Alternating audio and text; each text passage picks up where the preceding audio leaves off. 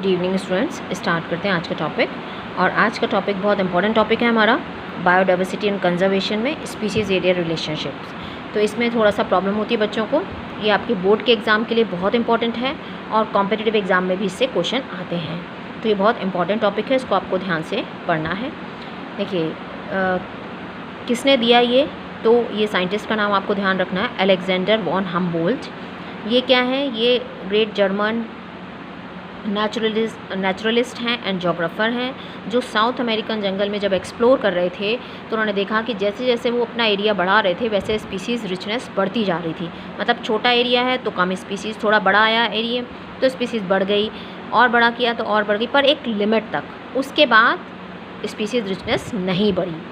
तो उन्होंने देखा कि ग्राफ कैसा आता है, अगर हम स्पीसीज रिचनेस और एरिया में अगर हम ग्राफ बनाते हैं तो वो एक रेक्टेंगुलर हाइपरबोला आता है।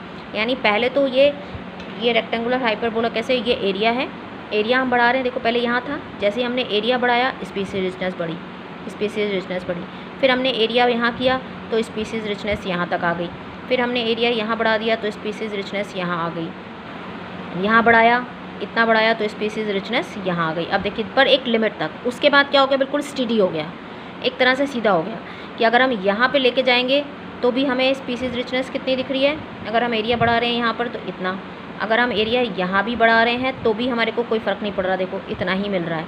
और अगर हम यहाँ भी बढ़ा रहे हैं तो भी बिल्कुल उतना ही हमको स्पीसीज रिचनेस मिल रही है, बिल्कुल स्ट्रेट होता चला। यानी एरिया हम कितना भी बढ़ाएं, मान लो हमने यहाँ भी बढ़ाया एरिया तो भी हमें इतना ही स्पीसीज़ रिचनेस मिल रही है। यानी एक लिमिट तक तो बढ़ा, यहाँ तक तो बढ़ी, पर इसके बाद अगर हमने जब भी एरिया बढ़ाया तो स्पीसीज़ रिचनेस जो है वो उतनी ज़्यादा नहीं बढ़ी, एक लिमिट तक की बढ़ी और उसके बाद वो बिल्कुल जो है वो स्टेडी हो गया। मतलब ज़रा सा थोड़ा सा चेंज हो सकता है कि 2-4 स्पीसीज़ मिल जाएँ एक्स्ट्रा, नहीं तो वो बिल्कुल स्टेडी ग्राफ हो जाता है, जिसको बोलते हैं हम हाइपरबोला, रेक्टेंगुलर हाइपरबोला। कि जैसे जैसे बढ़ा रहे थे पहले तो बढ़ती गई, जैसे एरिया बढ़ाया स्पीसीज रिचनेस बढ़ती गई, बट एक लिमिट के बाद जाके बिल्कुल स्टेडी हो गया वो।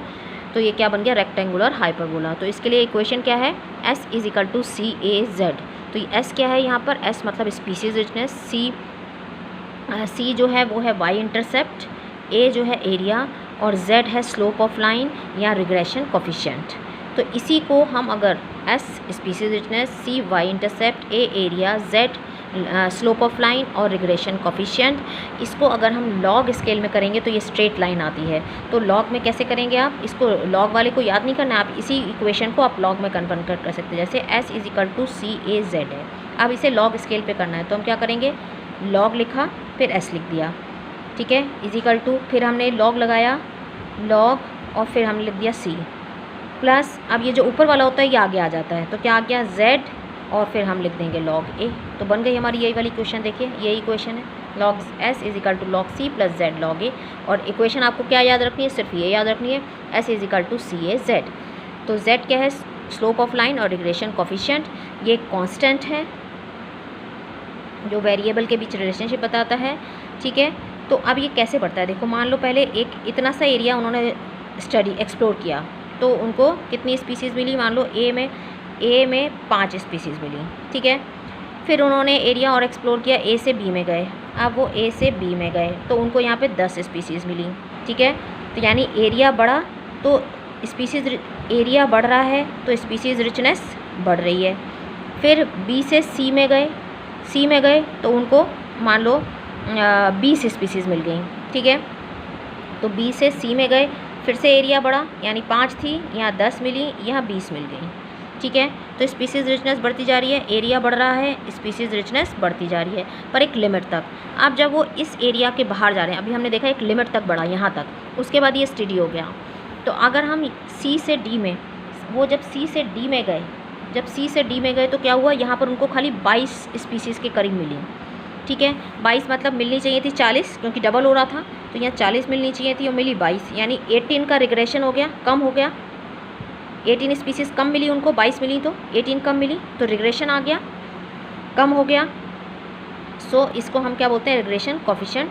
तो जैसे जैसे एरिया यहाँ पर बढ़ रहा है रिग्रेशन बढ़ रहा है। देखो छोटे एरिया में क्या आ रहा है, रिग्रेशन, Z रेंज, आपको ये Z रेंज पूछी जा सकती है कि क्या है Z रेंज। तो यहाँ पर आपको Z रेंज जो है वो ध्यान रखनी है, कौन कौन सी Z रेंज हैं, ठीक है, वो आपको ध्यान रखनी है।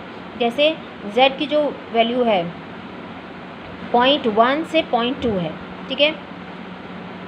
और एंटायर कॉन्टिनेंट, जैसे कॉन्टिनेंट बढ़ गया तो उसकी रेंज क्या आ गई 0.6 टू 1.2 एंटायर कॉन्टिनेंट के लिए, क्योंकि यहाँ पे रिग्रेशन आ रहा है। जितनी ये वैल्यू बढ़ रही है मीन्स रिग्रेशन आ रहा है, वहाँ पर ये वैल्यू बढ़ रही है मतलब रिग्रेशन आ रहा है।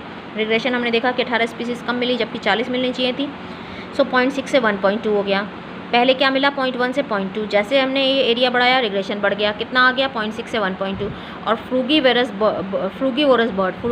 बर्ड मतलब जो फ्रूट ईटिंग बर्ड्स हैं उसमें हमें कितना मिला, जो रिग्रेशन कोफिशिएंट है 1.15, ठीक है। सो ये आपको रेंज ध्यान रखनी है, आपसे रेंज पूछी जा सकती है, क्या होता है ये आपको बताना पड़ेगा। S for species richness, A for area, Z slope of line और रिग्रेशन कोफिशिएंट, सी वाई इंटरसेप्ट है। जैसे जैसे एरिया बढ़ाते हैं स्पीसीज रिचनेस बढ़ती है, but up to a certain limit, एक लिमिट तक। जैसे हमने ए से बी में देखा बढ़ी, एरिया बढ़ने पर स्पीसीज रिचनेस सी में बढ़ी, बट डी तक वो 1-2 स्पीसीज़ ये एक्स्ट्रा मिली जबकि हमें 40 मिलनी चाहिए थी। तो ये कैसा आ जाता है फिर हाइपरबोला, यहाँ पर वो स्टीडी हो जाता है। तो एक लिमिट तक ही ये स्पीसीज़ रिचनेस बढ़ती है, ठीक है।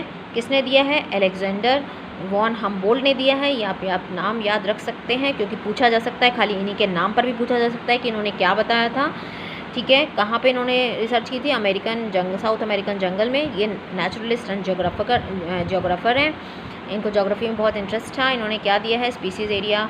अब आपको मुझे लगता है कि इसमें कोई प्रॉब्लम नहीं होनी चाहिए इसको लिखने के लिए, ठीक है।